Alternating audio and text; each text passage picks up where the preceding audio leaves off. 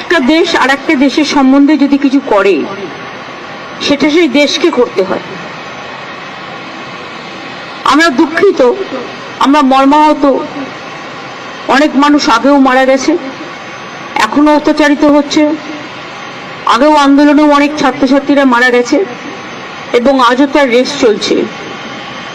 এবং আমরা তো কেউ ঘটনাটাকে সমর্থন করছি না, যে কোনো ঘটনায় যে কোনো ধর্মের ওপরেই হোক না কেন আমরা সেটাকে সমর্থন করি না, কিন্তু এক্ষেত্রে আমাদের ভূমিকা খুব লিমিটেড।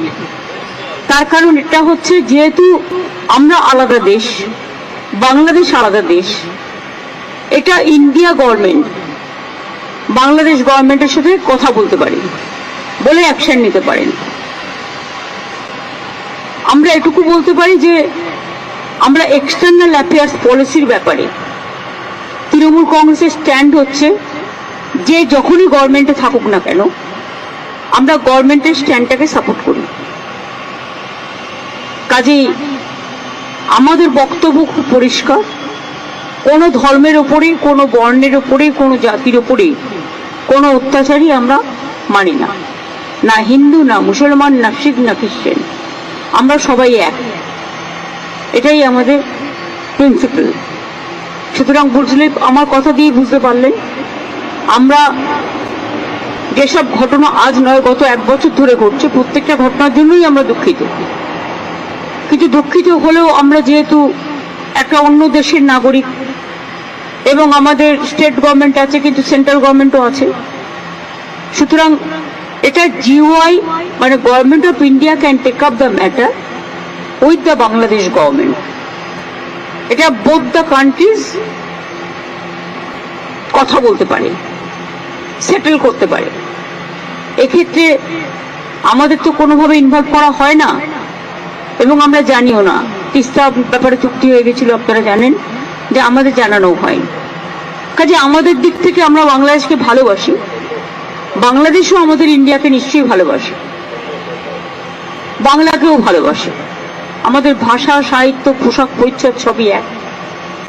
রাজনৈতিকভাবে যাই মতভেদ থাকুক না কেন, আমরা এটা নিশ্চয়ই চাই না যে কোনো ধর্মে ধর্মে বিভেদ হোক এবং তার কোনো রেশ কারো উপর পড়ুক, এটা আমরা কখনোই চাই না।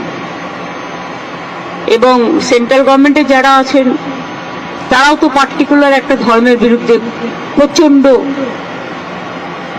একটা ভিন্ডিকটিভ অ্যাটিটিউড নেন। আমরা মনে করি কোনোটাই ঠিক নয়।